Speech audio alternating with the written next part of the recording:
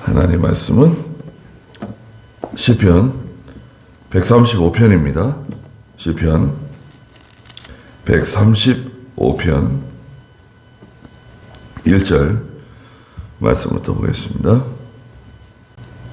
하나님을 여호와의 이름을 찬양하여라 말씀하시면서 여기 1절에서는 할렐루야 시작하고 있잖아요.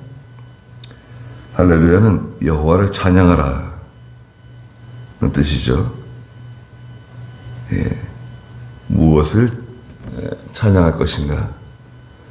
하나님이 하시는 일은 다 선하다는 거예요.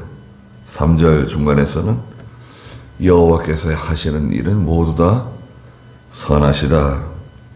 4절에서는 이스라엘을 자신의 특별한 소유로 선택하셨다.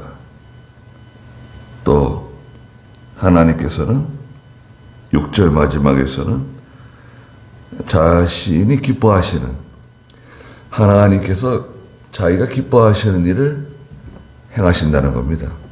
하나님은 자기가 기뻐하시는 일을 행하시고 또 이스라엘에게 가나안을 기업으로 주셨다고 10절부터 14절까지 말씀하시고요. 하나님 외에 다른 거 15절부터 18절에서는 우상은 다 헛되다. 그리고 시온에서부터 여호와는 찬송을 받으신다. 21절에 말씀하셨습니다. 여기 먼저 하나님께서는 선하시다. 1절에 보니까 할렐루야 여호와의 이름을 찬양하여라. 여호와의 종들아 그분을 찬양하여라. 여호와의 집 우리 하나님의 집들에 서 있는 너희들아 여호와를 찬양하여라 그랬습니다. 여호와의 집들에 서 있는 하나님의 집들 84편에서는 10절에 주의 집에서 한 날이 다른 곳에서 첫날보다 낫다고 말씀하셨죠. 84편 10절에 보니까 주님의 궁전에서의 한 날이 다른 곳에서의 첫날보다 나으며 악인의 장막에서 살기보다는 내 하나님의 집에 문지기가 좋습니다. 그랬습니다. 주님의 궁전에서 한 날이 다른 곳에서 첫날보다 낫다.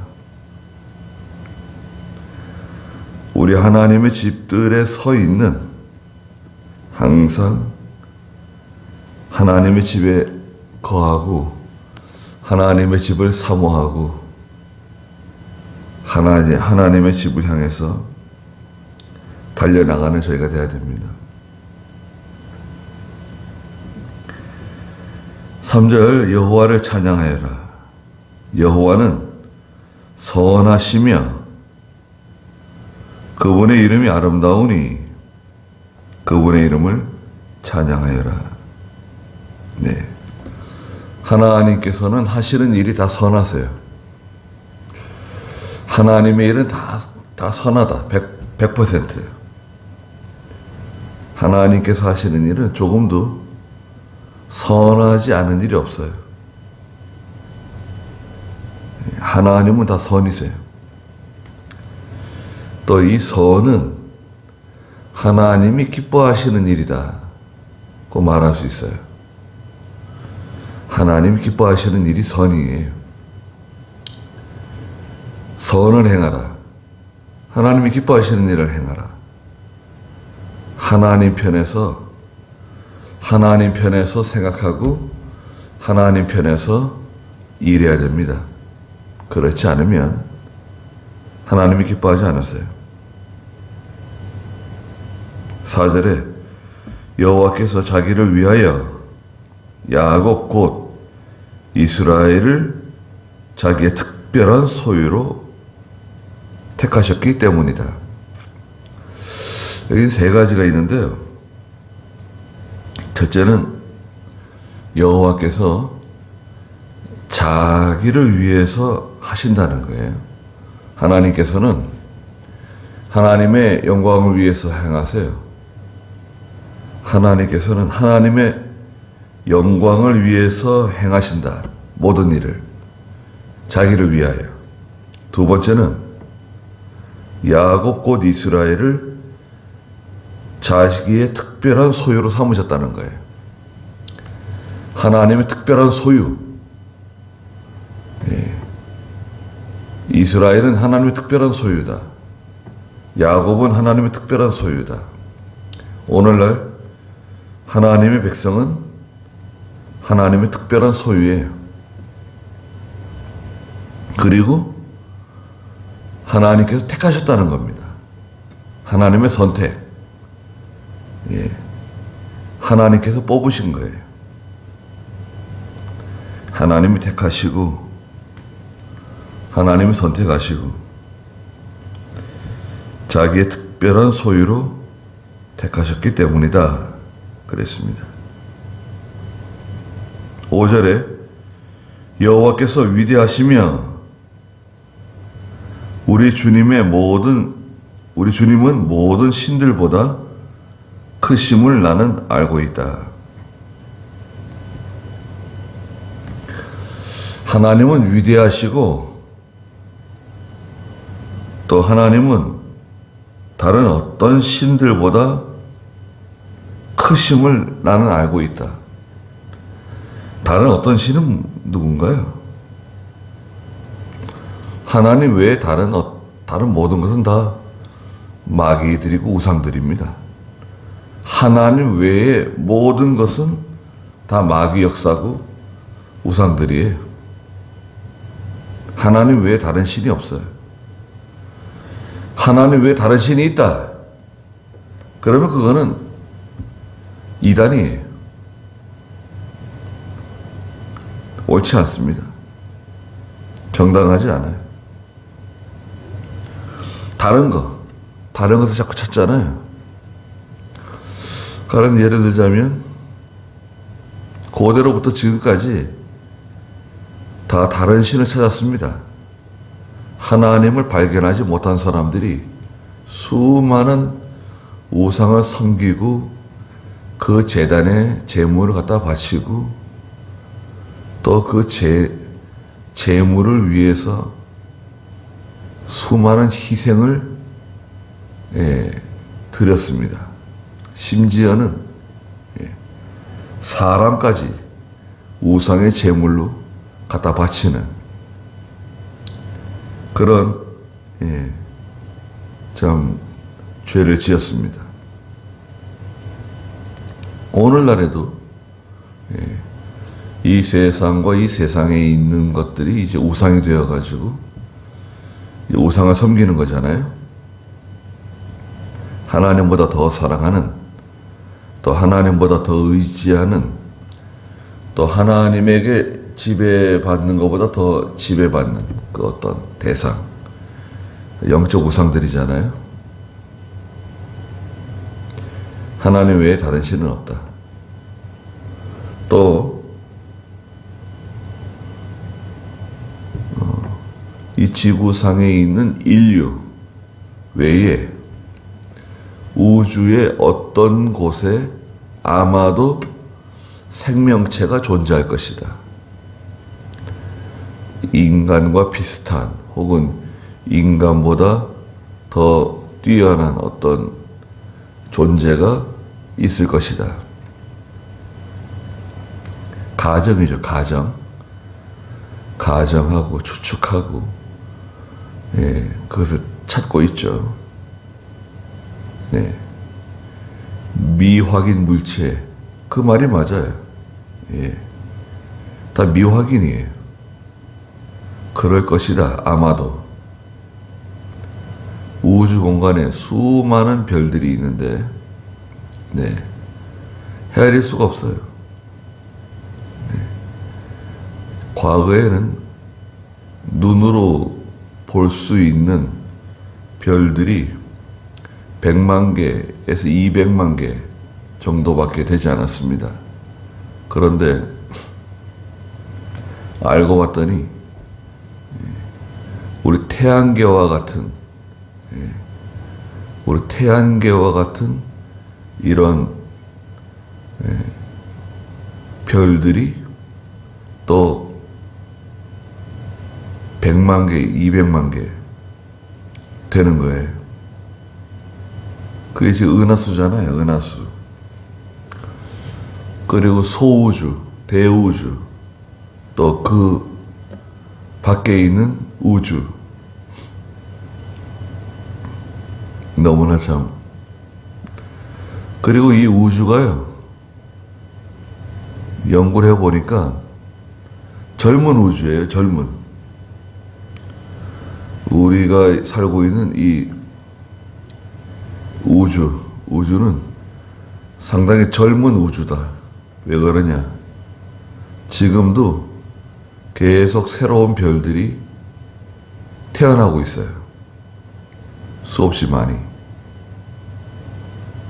계속 새로운 별들이 생겨나고 있습니다. 그러니까 이 우주는 젊은 우주다. 오래된 우주가 아니에요. 하나님께서 인류를 지구 가운데 두시고 지금까지 함께 하시는데, 성경 역사로 보면 약 6,000년 좀 더 지난 것으로 보고 있어요. 아담 하와로부터 시작해서 창세기부터 지금까지 연대가 약 6,000년 정도밖에 안 돼요. 몇만 년, 몇십만 년, 몇십억 년. 그리고 또 거기다 진화론을 더 씌워가지고 계속 진화되고 있다는 거죠. 진화의 증거가 뭐 있다. 진화의 증거는 명확하지 않습니다. 다 추측과 이론이에요. 우리 주님은 모든 신들보다 크심을 나는 알고 있다. 증거했습니다. 6절에 여호와께서는 하늘과 땅에서 바다와 모든 깊은 곳에서 기뻐하시는 것을 다 이루셨다.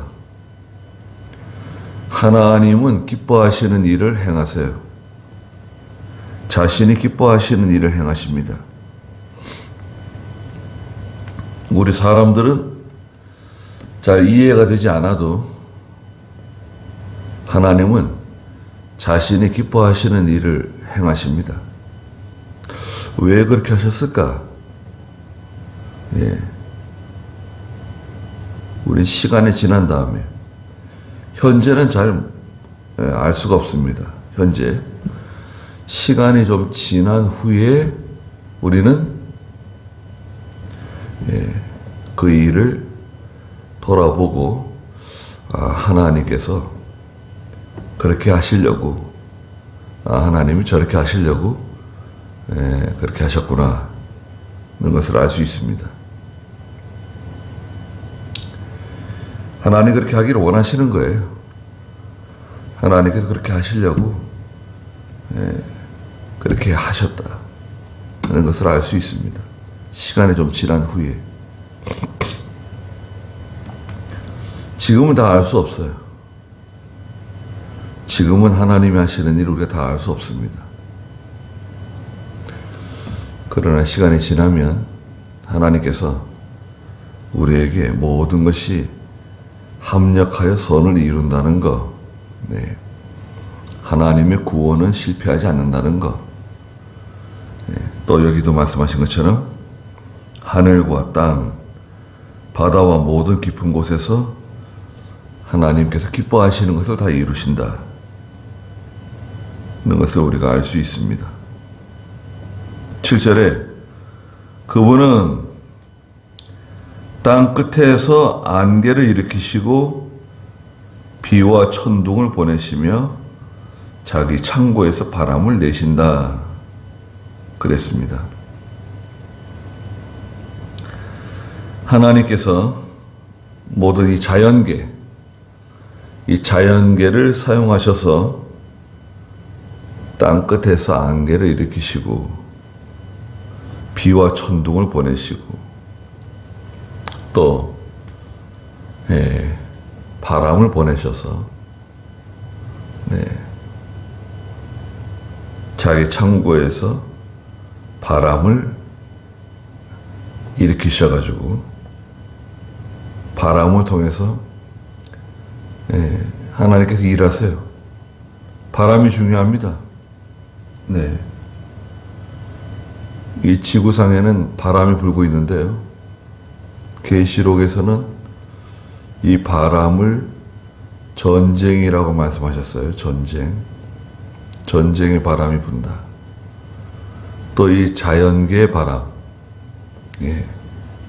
바람이 불고 있잖아요.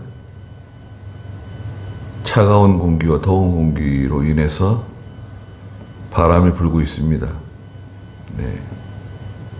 무역풍이 불고 또 계속 바람이 불고 있잖아요. 위에서 부는 바람, 또 아래에서 부는 바람, 계속해서 지구상에는 바람이 불고 있습니다.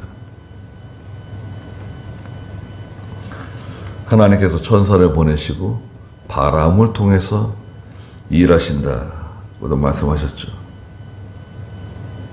8절에 그분은 이집트에 처음 난 것들을 사람에서 짐승까지 다 치셨다. 이집트 가운데 그분이 징조와 기사를 보내시어 바로와 그 모든 신하를 치셨다 그랬습니다. 하나님은 기뻐하시는 일을 다 행하시는데요. 과거 이집트에 모세를 통해서 10가지 재앙을 보내셔가지고 이집트를 심판하셨죠. 피계, 이파, 악독, 우매어장이죠. 피재앙, 개구리재앙, 이재앙, 파리재앙, 악질, 독종, 우박, 메뚜기, 어둠, 장자재앙. 그런데 여기 8절에 보면은 그분은 이집트에 처음 난 것들을 사람에서 짐승까지 다 치셨다. 10번째 재앙 말씀하셨어요. 이 10번째 재앙 안에 다 들어있는 겁니다. 10가지 재앙이. 이집트 가운데 그분이 징조와 기사를 보내시어 바로와 그 모든 신하를 치셨다. 사실 이건 아무것도 아니죠.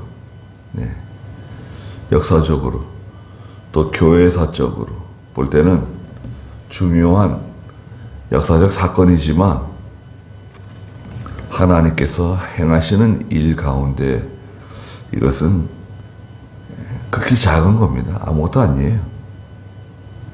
얼마든지 하실 수 있는 일이고 지금도 수많은 나라, 백성, 언어, 민족 하나님께서 다스리고 계십니다. 우크라이나가 왜 저렇게 고통을 당하는가? 동시에 러시아는 왜 전쟁을 일으켜서 자기도 저렇게 고통을 당하는가? 우크라이나는 기독교를 용인하는 나라인가요? 우크라이나가 교회를 그렇게 좋아하지 않아요. 기독교를 용인하지 않았습니다.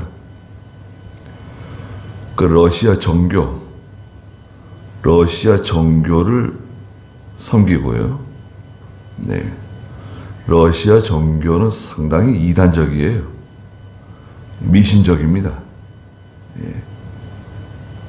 외부적으로는 천주교와 같이 굉장한 의식, 거룩하고 뭔가 대단한 것처럼 그런 의식적이지만 그 색깔은 정치적입니다.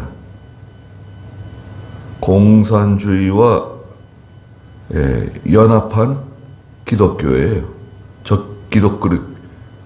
적그리스도라고 할 수 있어요.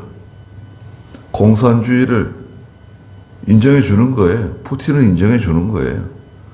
공산주의 가운데서도 살아남은 게 저 러시아 정교예요. 우크라이나도 마찬가지입니다. 그래서 정치적으로는 공산주의예요. 우크라이나도 공산주의 노선입니다. 러시아로부터 독립했지만 공산주의 노선을 가지고 있어요. 그래서 교회나 선교사들에게 우호적이지 않습니다. 교회나 선교사들에게 우호적이지 않았어요. 힘들게 했어요. 복음 전하는데 여러 가지 장애가 많아요. 지금 뭐예요? 러시아 정교의 그 성직자들이 러시아에다가 정보를 갖다 주고, 어디에 부대가 있다, 어디에 탱크가 있다, 그거 알려주다가 걸렸잖아요.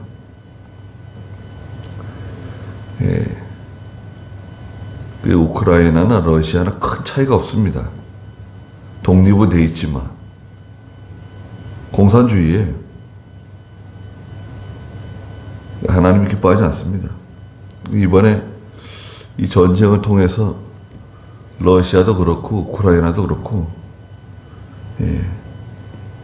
그 기독교를 받아들이고 또 선교사들을 괴롭히지 않고 복음이 잘 들어가는 그런 계기가 되길 바랍니다.